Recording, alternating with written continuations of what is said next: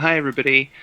So my presentation today is going to be about Disco Elysium and existentialist philosophy. So can I just confirm that everyone can see my slides okay? Is that all Yep. good? Okay, perfect. Okay, so the title of my presentation is Existential in Elysium, Selfhood, Ideology and Meaning in Disco Elysium. So there is nothing.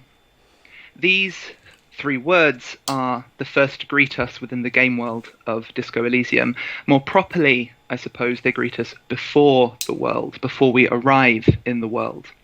They are addressed to us by the personification of our most basic neural activity, our ancient reptilian brain. As we stagger to consciousness, we emerge into a trashed hostel room with perfect episodic amnesia, with no idea who we are, where we are, or how we have come to find ourselves here. We emerge ex nihilo, unbound and unburdened by whatever events brought us to this particular moment. We are seemingly able to choose and to act without any past to determine or condition us. This perhaps utopian dream of creating ourselves anew is, however, quickly dashed. As we emerge from the hostel and onto the streets of the city of Revachol, we are consistently forced to encounter remnants of who we were before our memory was obliterated. A forgetting we come to realize was also a self-inflicted act. With the screeching of tires and the whirring of a car engine, we are dragged into a world that is thoroughly populated with objects and others. Despite the original promise of nothingness, the world of Elysium seems to be full. Its history is indelibly written into the city streets that bear the marks of a failed communist revolution, and the city's people are mired in the political failings of the day, be these labour disputes, poverty, lack of healthcare, all rather relatable things, I'm sure. Though we consistently meet people who, much like our protagonist, would prefer to forget, to sever themselves from their own past, Revachol affords no such luxury. The problems of today are those of yesterday, only infected since they were left to fester.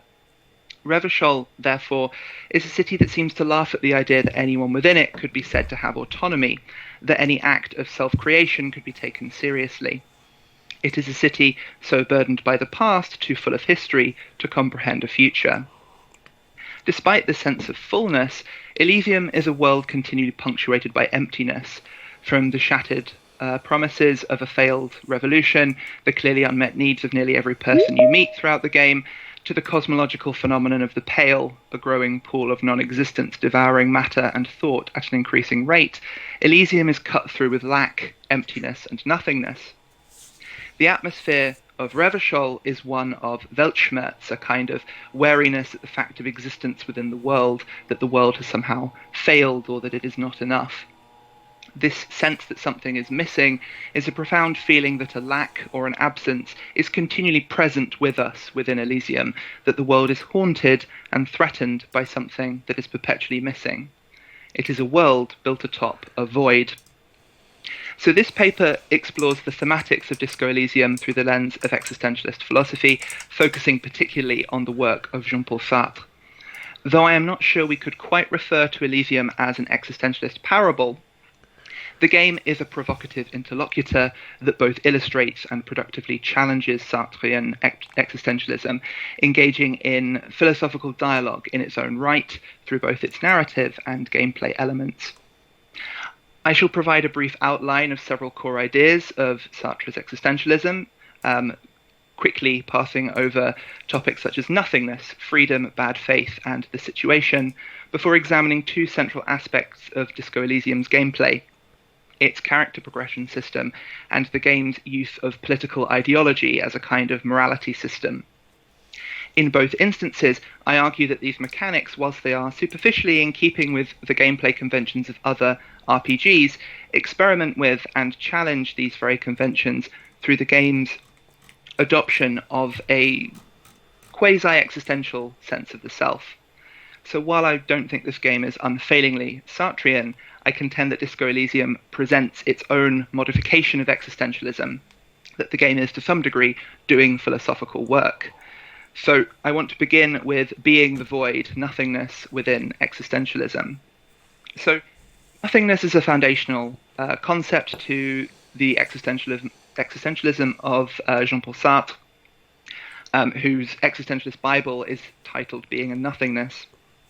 Inheriting his focus on nothingness from thinkers such as Henri Bergson and Martin Heidegger, Sartre rejects the common assumption that non-being is a kind of default from which existence deviates, instead claiming that nothing is an affirmative act that emanates from being. Indeed, rather than understanding nothingness as non-being, Sartre incorporates the Heideggerian insight that nothingness has a being of its own, which he develops into a tripartite account of negation, nothing, and annihilation. According to Sartre, our ability to think is bound with our ability to negate, and therefore negation is an irreducible component of reflective cognition. To think requires being able to deny. Nothingness is not merely conceptual for Sartre, but phenomenal. We experience nothingness within our worlds by noting absences, such as Sartre's famous example of Pierre, who was not there. This example demonstrates that the reality of nothingness emanates from consciousness's power to negate, meaning that whilst we do phenomenally experience nothingness, we only do so because of our own judgments. We experience the absence of Pierre because we expect him to be there. Sartre's claim is more fundamental, however, than negation and nothingness being merely parts of our judgment. According to him, consciousness has the power to negate because consciousness itself is nothingness. It is this assertion that we are therefore kind of nothing that provides the foundation, or we might say a lack of foundation, to Sartre's account of freedom. And according to Sartre, we are absolutely free, meaning that we experience freedom without limitation. Nothing can limit this freedom because it follows from our nothingness. Because we are nothing, we cannot become an object within a causal chain. And because of our ability to negate, to say no, we always have the capacity to choose to be other than we are. To be clear, this is not a claim about some kind of omnipotence. Sartre does not deny that there are instrumental limitations on what we can and cannot do. Instead, Sartre's interest in freedom is concerned with the existential project. Such projects are goals we set ourselves and tasks we choose to undertake. According to Sartre, we project our freedom towards a particular end of our choosing. We project our nothingness outward in order to negate the world as it is, in order to produce our desired end. Though we are not always able to complete our projects as we would like, this is not a limit upon our freedom. Our freedom is therefore to choose, not to obtain. There is only one slight limitation on our freedom, and it's a structural limitation. Simply put, we are not free to be free of freedom. It's not only the case that we can and are able to choose for ourselves, but that we must choose for ourselves. Our freedom is not a choice, but strictly speaking, it's a burden. We are condemned to be free. There are many ways in which we attempt to deny our own freedom, but for Sartre, these amount to little more than mauvaise foi, or bad faith. And we're in bad faith whenever we attempt to abdicate our freedom, or whenever we deny that we have freely chosen something. Despite this account of absolute freedom, Sartre does not deny that there is a facticity to this world, and that there are limitations that it can impose upon us. This is to suggest that for Sartre, there is a distinction to be made between our ontological freedom that is part of our existence as nothingness, which cannot be denied or limited, and our practical freedom, our ability to act and actualize our goals. Accordingly, Sartre understands that freedom always unfolds within a situation. Now, by situation, Sartre is not merely referring to some kind of context that would limit our ability to obtain the ends towards which we project ourselves. The relationship between freedom and the situation is co-constitutive. There is no freedom except within a situation, and there can only be a situation through freedom. This is because our freedom has a phenomenological component. We experience the world through the lens of our freedom. It is only within the context of an existential project that aspects of the world have any meaning to us. Sartre illustrates this by discussing mountaineering. the very same climb or crag constitutes an entirely different situation depending on one's project. It can appear as an obstacle or as something to be enjoyed. Even sensations such as fatigue and physical tiredness make no difference to this freedom, as we can choose whether to experience our fatigue as a problem or something that in fact we love and enjoy. Even the past is no limit on freedom, as it matters only insofar as it is taken up by us in the present and projected into the future. Situations are therefore constituted only within the context of an existential project. It is only when we project our own freedom that the world meaningfully appears to us. So that was my crash course on Sartre. But in order to apply these ideas to Disco Elysium, it's prudent to ask, what is an existential, or at least Sartrean, understanding of the self? The short answer to this question is that the existential self is rather unstable. It's under constant threat. Our ontological freedom, our capacity to negate through our choices, continually threatens our sense of self. For the existentialist, the self does not provide a foundation upon which we can rely. It does not provide a blueprint or a template. It does not constrain us, save for the ways in which it could encourage bad faith.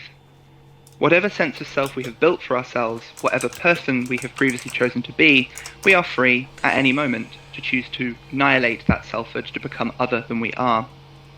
This can be a liberating thought, but this also acknowledges that whatever sense of self we build can be undermined and destroyed by our future choices. And just as we can choose to be better than we are, we can also choose to be far, far worse. All of this is to say that the existential subject is the anxious subject, constantly open to its own annihilation. So now let's actually turn to talk about the game more properly. So the second section of my presentation is entitled Choosing Being, Selfhood within Disco Elysium. So Disco Elysium is almost a modern take on the classic CRPG format. At the outset, you must choose the conditions under which you start the game, these being concerned with how you build your character. You don't get to choose your appearance, you don't get to choose your name, you don't get to create an avatar. These are all assigned to you and are beyond your ability to choose. But you can choose your starting skills. Disco Elysium then follows the classic formula, wherein you gather experience points in order to upgrade your protagonist. And it gives you two primary ways of doing this: upgrading your skills or expanding your thought cabinet. On the face of it, upgrading your skills sounds in keeping with the genre conventions of CRPGs. Where Disco Elysium departs, however, is in its treatment of these skills not as abstract numeral values meant to stand in for our protagonist's level of ability, but as living aspects of our character. This is achieved through the personification of various aspects of our psyche, with each skill effectively transformed into a character with a distinct personality. Drama, for example, continually refers to us as my liege, whereas encyclopedia mostly addresses us in a cool, clinical, and disinterested tone as it delivers textbook information by rote. Through this personification, skills within Disco Elysium are presented as much more phenomenologically rich, depicted as more proactively engaged with the world. We experience the world not merely through a supposedly neutral revelation of information, but through a kind of communion or conversation. Our personified skills speak to us and we can speak to them, and just as any other character we might encounter, our skills are fallible and partial. They can be misled. Disco Elysium's innovative modification of the classic CRPG skill system, therefore, moves us to a more existentialist version of the self insofar as it presents us with a self that is situated within an environment, but that is also engaged in constant back and forth with their environment, both within it and contesting it. This is poetically depicted as a conversation with all the potential for agonism and tension that this implies. The second way in which we're able to spend experience to improve our protagonist is through the thought cabinet. So the thought cabinet stores the reflections your character has internalized, each presenting a problem which takes a certain length of in-game time to ruminate over and solve. Once you achieve a solution, this provides a change to your character, increasing or decreasing skills or providing unique ways of interacting with the world. We can think of the thought cabinet as a development of the FEAT system, as in FEAT, used in tabletop RPGs, and that has filtered over into CRPGs as these analog systems, notably Dungeons and Dragons, have been converted. Within this context, feats are character traits obtained every few levels that can provide passive bonuses or unlock new abilities. Such feats are chosen from a list of options, provided on the occasion of a character leveling up. Though within the context of Dungeons and Dragons, access to particular feats can be mediated by statistical requirements or your character's class or race, feats are fundamentally abstractions. They're not related to specific experiences or achievements within the narrative or the world of the game. They relate only to an abstracted process of leveling up. With the Thought Cabinet, however, Disco Elysium re-embeds these into the world. Thoughts are not presented as a list of options when you meet preordained experience thresholds, but instead emerge out of your experiences. If you find yourself saying vaguely feminist things frequently enough, the inexplicable feminist agenda thought becomes an option, and based on how you proceed with your policing duties, various different copper types become available. Such thoughts contribute to Disco Elysium's existentialism in that they emerge out of our situation, a situation constituted by our own freedom. We encounter these thoughts because of the choices we freely make within the game, and are then freely able to internalize the consequences of those decisions. Such thoughts are not binding. We're able to negate or annihilate them if we choose to do so, though the game requires a small expenditure of experience points to annihilate these thoughts. This mechanic reflects an existentialist subjectivity through the gamification of reflexive thought. The Thought Cabinet captures how we reflect upon and internalize aspects of our existential situation. Such internalization produces identifications that shape our habitual activity and generally appreciates how our situation always serves as a starting point for action. The Thought Cabinet does not, however, imply permanence. Through capturing these thoughts, we are not revealing some hitherto undiscovered self, nor are we creating a fixed build.